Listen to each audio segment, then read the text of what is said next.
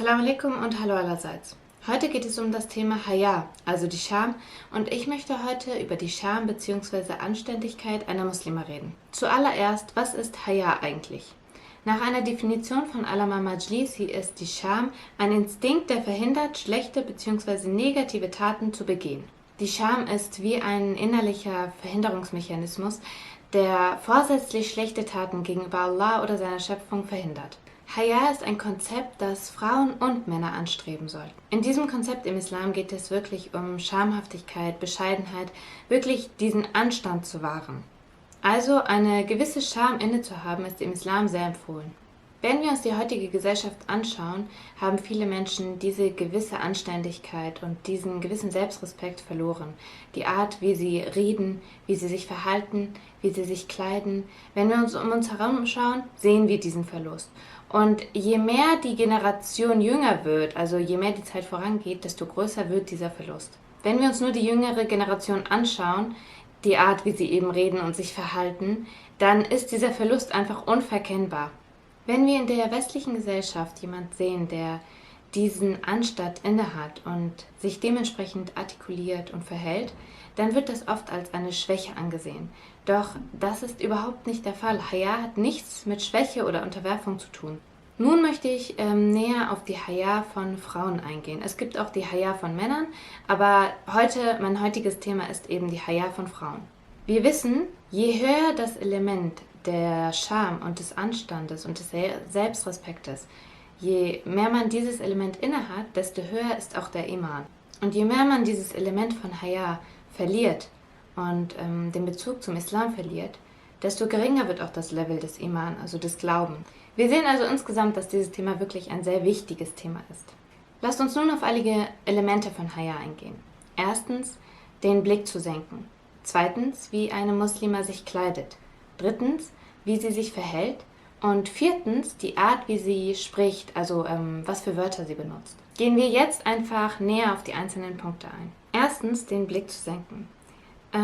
Blickkontakt mit dem anderen Geschlecht zu halten, kann etwas sehr Gefährliches sein. Viele verharmlosen das und sagen, dass es etwas Überbewertetes. Aber nein, den Blick mit dem anderen Geschlecht zu halten, kann etwas in der anderen Person auslösen. Etwas Physisches oder Psychisches. Und es kann der Beginn von vielen Haramtaten sein. Frauen wie auch Männer sollten den Blick senken. Und das hat nichts mit Unterwerfung oder wenig Selbstbewusstsein zu tun. Das hat eher mit Respekt gegenüber deinem Gegenüber zu tun. Und es ist eine Form eben von Scham und vom Anstand und dieser Zurückhaltung. In Surah Al-Qasas, Vers 25 steht, da kam die eine von den beiden zu ihm, indem sie verschämt einherging. Sie sagte, mein Vater ruft dich, um dir den Lohn dafür zu entrichten, dass du uns die Tiere getränkt hast. In diesem Vers geht es um eine der Töchter von Schuaib, denen Musa eben beim Tränken der Tiere geholfen hatte. Und hier ist es eben wichtig, dass erwähnt wird, dass sie verschämt zu ihm ging. Also hier wird einmal das Verhalten gegenüber einem Namahram gezeigt, wie sie sich verhalten soll. Sie kam eben nicht so daher und redete flirtend oder irgendwie zu offen mit ihm, sondern hatte eben diese gewisse Scham inne. Ein weiterer Vers, auf den ich eingehen möchte, ist in Surah Nur, Vers 31. Dort steht, und sagt zu den gläubigen Frauen, sie sollen ihre Blicke senken und ihre Scham hüten, ihren Schmuck nicht offen zeigen, außer dem, was sichtbar ist. Wichtig in dieser Ayah ist, dass diese Haya, diese Scham, in der Aufzählung sogar noch vor dem Hijab kam. Denn es ist eigentlich ganz logisch, eine Frau wird ihren Hijab erst richtig tragen, wenn sie diese Scham auch innehat. Und das ist beim Mann genauso.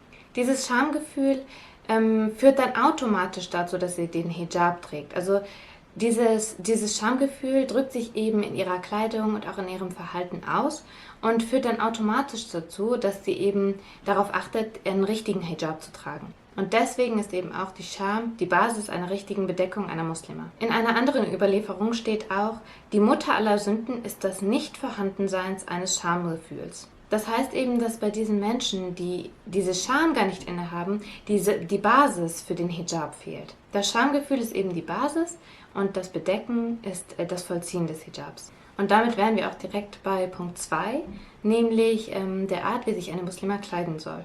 Woraus der Hijab verpflichtend besteht, dazu habe ich schon ein ausführliches Video gemacht. Darauf möchte ich jetzt nicht weiter eingehen. Es geht mir nur darum, um diesen einen Punkt, dass wenn man in einer westlichen Gesellschaft lebt und von vielen freizügig gekleideten Frauen umgeben ist, man trotzdem nicht anfangen soll, als Muslima ihren Hijab dieser Freizügigkeit anzupassen. Doch das ist eben der Fall. Diese Anpassung des Hijabs an eben diese Freizügigkeit ist sehr offensichtlich. Doch das darf eben nicht der Fall sein. Der Hijab muss eben bewahrt werden. Denn dieses Anpassen an diese Freizügigkeit führt eben zu einem Verlust des Hijabs und das liegt eben an dem Verlust des gewissen Schamgefühls, also eines Teils des Schamgefühls.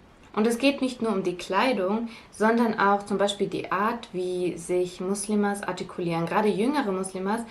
Natürlich, die Sprache verändert sich und die Jugend hat eine ganz andere Sprache als meine Generation. Das hört sich jetzt an, als wäre ich so alt, aber man merkt eben schon diese Veränderung in der Sprache, was an sich nicht schlimm ist. Aber wenn dazu gehört, dass eben sehr viele Schimpfwörter benutzt werden, dann ist das auch ein Verlust dieser bestimmten Scham. Denn die Sprache gehört eben auch zu einem vernünftigen Verhalten und zu einer bestimmten Anständigkeit. Der Verlust der Scham oder einer bestimmten Anständigkeit, gerade in der jüngeren Generation, ist natürlich auf ihre Vorbilder hinzuführen.